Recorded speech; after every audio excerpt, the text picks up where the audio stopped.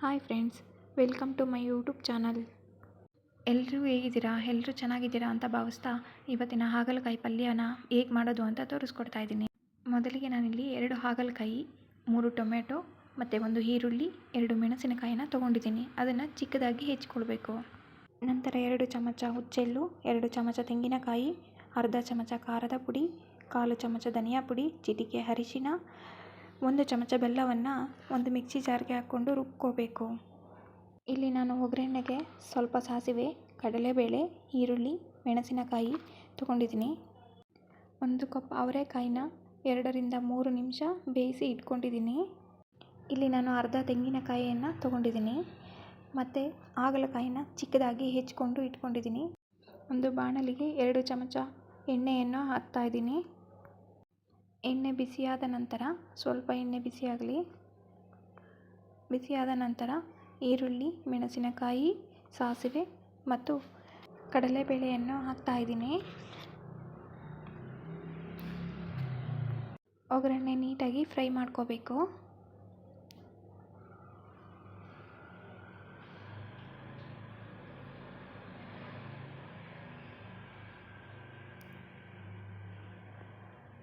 ನೋಡ್ತಾ ಇದ್ದೀರಲ್ವಾ, ಈರುಳ್ಳಿ ಕಂದು ಬಣ್ಣಕ್ಕೆ ತಿರುಗುವ ತನಕ ಸ್ವಲ್ಪ ಫ್ರೈ ಮಾಡ್ಕೊಳ್ಳಿ.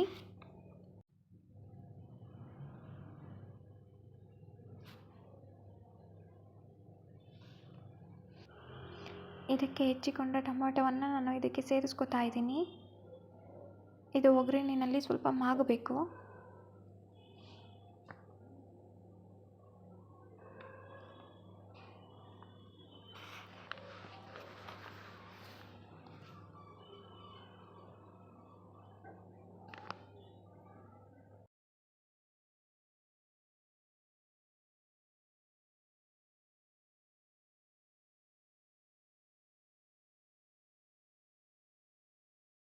ನಾನಿಲ್ಲಿ ಬೇಯಿಸಿಟ್ಕೊಂಡಿರೋಂಥ ಅವರೆಕಾಯಿನ ಹಾಕ್ಕೋತಾ ಇದ್ದೀನಿ.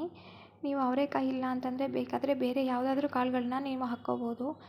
ಬಟಾಣಿನೋ ಅಥವಾ ಅಲಸಂದಿ ಕಾಯಿನೋ ಬೇರೆ ಏನಾದರೂ ನಿಮ್ಗೆ ಯಾವ್ದು ಇಷ್ಟನೋ ಅದನ್ನು ಹಾಕ್ಕೋಬೋದು. ಯಾಕಂದರೆ ಇದಕ್ಕೆ ಟೇಸ್ಟು ತುಂಬ ಚೆನ್ನಾಗಿರುತ್ತೆ. ಅವರೆಕಾಯಿನ 2 ರಿಂದ 3 ನಿಮಿಷ ಒಗ್ಗರಣೆ ಒಳಗಡೆ ಮಾಗಿಸ್ಬೇಕು. ಅದಾದ ನಂತರ ಚಿಕ್ಕದಾಗಿ ಹೆಚ್ಚಿಟ್ಕೊಂಡಿರ್ತಕ್ಕಂಥ ಹಾಗಲಕಾಯಿನ ನಾನು ಹಾಕ್ಕೋತಾ ಇದ್ದೀನಿ.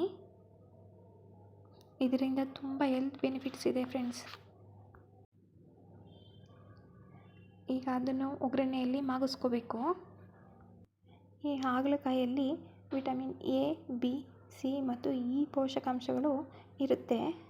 ಹಾಗಲಕಾಯಿ ತಿನ್ನೋದ್ರಿಂದ ರೋಗ ನಿರೋಧಕ ಶಕ್ತಿಯನ್ನು ಹೆಚ್ಚಿಸುತ್ತೆ, ನಿಯಂತ್ರಿಸುತ್ತೆ, ರಕ್ತವನ್ನು ಶುದ್ಧಿಗೊಳಿಸುತ್ತೆ ಈ ಹಾಗಲಕಾಯಿ ತಿನ್ನೋದ್ರಿಂದ, ಮತ್ತು ಕ್ಯಾನ್ಸರ್ ವಿರುದ್ಧ ಹೋರಾಡುತ್ತೆ. ಚಿಕ್ಕ ಮಕ್ಕಳು ಏನು ಮಾಡ್ತಾರೆ ಅಂತಂದರೆ ಈ ಹಾಗಲಕಾಯಿನ ತಿನ್ನೋದಕ್ಕೆ ಇಷ್ಟಪಡಲ್ಲ, ಯಾಕೆಂದರೆ ಅದು ಸ್ವಲ್ಪ ಕಹಿ ಇರುತ್ತೆ. ಹಾಗೆ ಇದಕ್ಕೆ ರುಚಿಗೆ ತಕ್ಕಷ್ಟು ಉಪ್ಪನ್ನು ಸೇರಿಸ್ಕೊಳ್ಳಿ. ಈ ರೀತಿ ಮಾಡಿ ತಿನ್ನಿಸೋದ್ರಿಂದ ಮಕ್ಕಳು ಕೂಡ ಇಷ್ಟಪಟ್ಟು ತಿಂತಾರೆ. ಈ ಪಲ್ಯನ ತುಂಬ ಚೆನ್ನಾಗಿರುತ್ತೆ ಫ್ರೆಂಡ್ಸ್. ಇದನ್ನು ಸ್ವಲ್ಪ ಫ್ರೈ ಮಾಡ್ಕೊಳ್ಳಿ, ಯಾಕೆಂತಂದರೆ ಇದು ಹಸಿ ವಾಸನೆ ಎಲ್ಲ ಹೋಗಬೇಕು ಮತ್ತು ಸಾಫ್ಟ್ ಆಗಬೇಕು.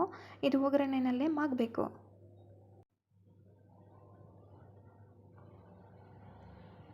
ಈಗ ನೋಡಿ, ಇದು ಬೆಂದಿದೆ, ಸಾಫ್ಟ್ ಆಗಿದೆ.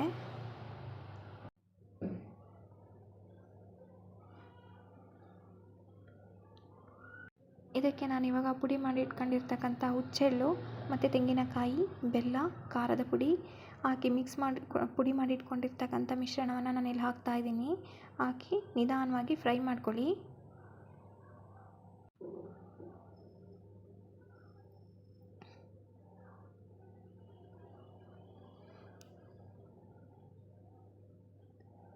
ಎಲ್ಲ ಮಿಕ್ಸ್ ಮಾಡ್ಕೋಬೇಕು. ಇದನ್ನು ಮಿಕ್ಸ್ ಮಾಡ್ಕೊಂಡ ನಂತರ ನಾನಿಲ್ಲಿ ತೆಂಗಿನಕಾಯಿ ಕ್ವಾಂಟಿಟಿ ಸ್ವಲ್ಪ ಜಾಸ್ತಿನೇ ತೊಗೊಂಡಿದ್ದೀನಿ.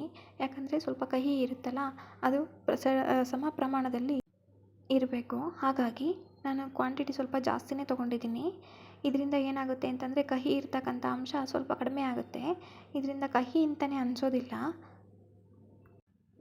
ತಿಂಗಳಿಗೆ ಒಮ್ಮೆ ಆದರೂ ಈ ಹಾಗಲಕಾಯಿ ಪಲ್ಯನ ತಿನ್ನಬೇಕು ಫ್ರೆಂಡ್ಸ್.